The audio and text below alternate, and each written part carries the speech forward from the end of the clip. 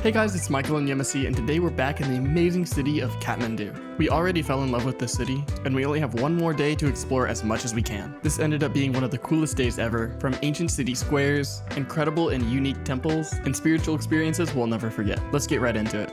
Hello from Kathmandu. We are back and we only have a few more hours to explore the city, so we're going to try to tear it up as much as we can. We're starting here at Patan Durabr Square, which is one of the Durabr squares. There's three main ones, and this one is further out from the city than Kathmandu Durabr Square, but it was not affected as much by the earthquake, so a lot of these are kind of the more original structures. But it's a little less busy here. We thankfully have quite a few stops in this area, so we're going to explore the square, and then we're going to get some food and do some other fun things too, so let's go.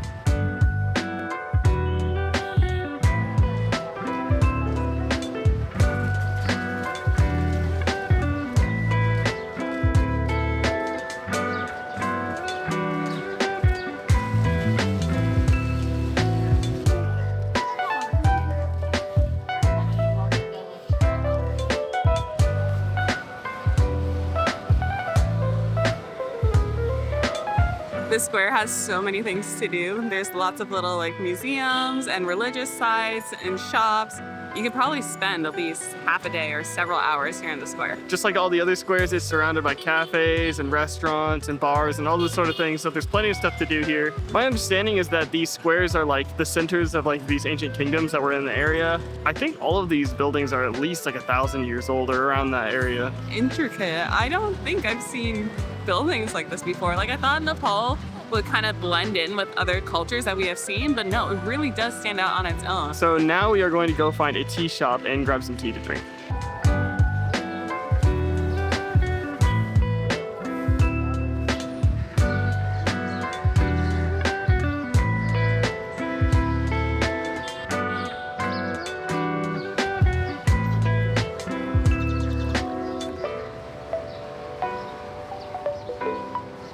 We are at this tea shop that I found somehow. Anyway, it's run by a brother and a sister, and we decided to get masala tea, which is black tea. The tea was super delicious. It's really, really good. And it's 100% Nepalese. So the owner of the shop told us that everything that they sell there, they sell pashminas, sound bowls, and tea, are all 100% Nepalese and handmade, locally sourced, because they really believe in doing things local. A lot of these shops around, they don't necessarily have locally made products. They come from India or other places around, and they aren't, made by Nepalese people, which is really cool. And you can taste and see the quality, so. But this guy, he really knows what he's doing. He did sound bowl therapy for the biggest police force in Kathmandu, which is crazy. And his daughter's a yoga instructor, so they really know what they're doing. So we're gonna go inside and check it out.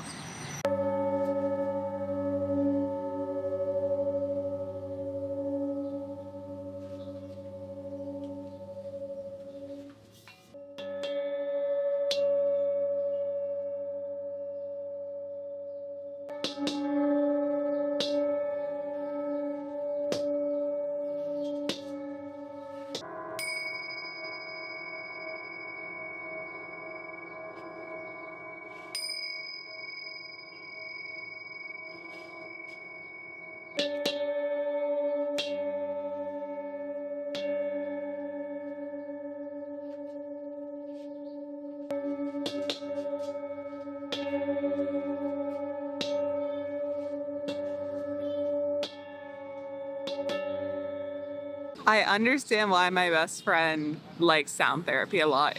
It felt really relaxing, and I understand why I do it for 45 minutes or longer, because you really get emotional, and then also your body just releases. I'd probably fall asleep if I did a full session. Oh, yeah, those are only 5 minutes, so I don't necessarily believe in the spiritual aspect of it, but it was really relaxing. The guy did an amazing job. He was so kind to us, and it was really, really nice. It was a great experience.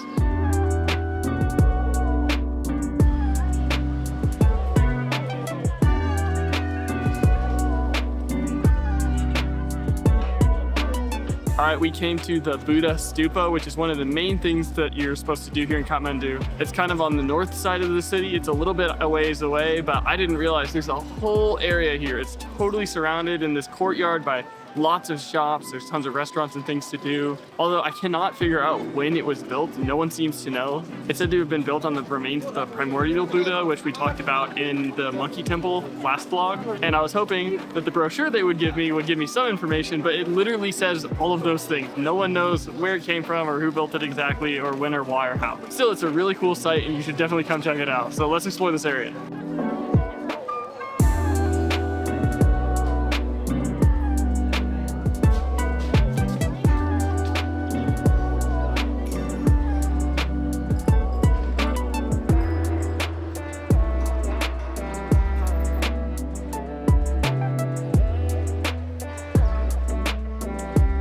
So when you go up there, you have to take off your shoes. It's a little annoying just for me because today I wore the wrong shoes. I wore high top, but it was totally worth it. Just being up there and being barefoot and just walking around, it felt so surreal. My favorite thing was just looking at the flags because when you're up closer, it's just a totally different perspective.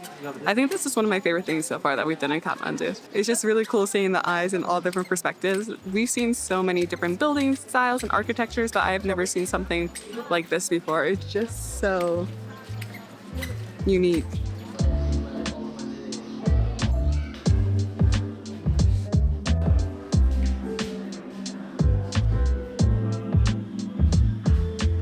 All right, we have stopped at Mountbrew Coffee. This is a specialty coffee shop that Yemisi found.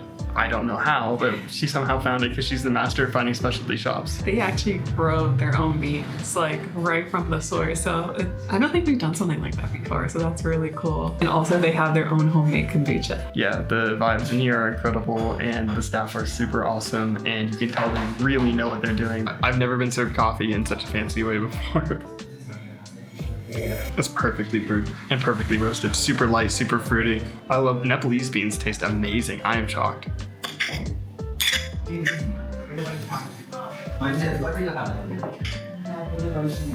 It's like cakey. That's so good. That might be probably my top 2 brownies ever. Why is everything here so perfect? All right, we've made it to Pashupatinath Temple. This is the most important Hindu temple in all of Nepal and one of the most important in the world. It's a major pilgrimage site for many reasons and it's super holy. So holy, in fact, that we are not allowed to go into the center, but it's okay because we can walk all around and see a lot of cool stuff.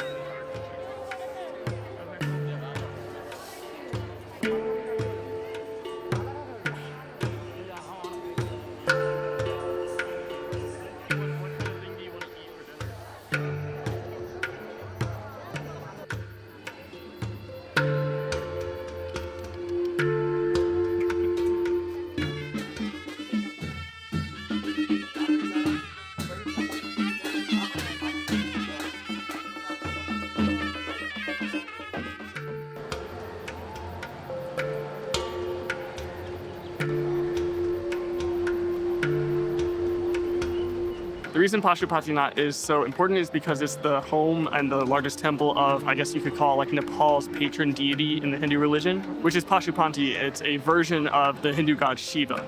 It's located on this river down here behind me, which is like the most sacred river in Nepal, and it connects to India's most sacred river, and that is the river that India's most important Hindu temple is on as well. So yeah, it's a super duper important religious site and plenty of people come here, and it's really close to the airport, so there's a lot of different Hindu people from all over the world that come and flock here to worship and stuff like that. But right now we're up on this beautiful ledge and you can see a great view of the temple. So even if you're not Hindu, there's a lot of places around the area to walk around and explore and experience the temple.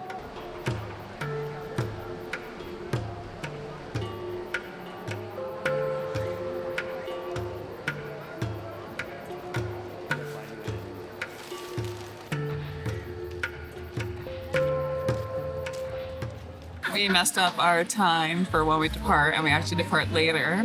So instead of going back into the city, we decided to stay in the outskirts and go to this very touristy restaurant because it's very quiet and we just eat food because when we land to our next destination, we're going to have no time to eat. So this is Lavie Garden. It is kind of near the Buddha Stupa area we were at earlier. We just wanted to stick near the airport. We got fried momos and a wing platter. So the wing platter is maybe not the most Nepalese food, but we can't get wings like that in Korea though. Yeah, that's true. And we just got some drinks and we're just chilling out here for a few hours while we wait for our flight.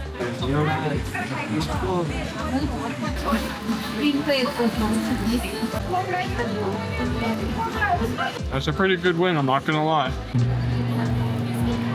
Okay, I haven't lived in the Western world for so long, so I really haven't eaten lakes like this, maybe since B-dubs, like maybe 7 years ago.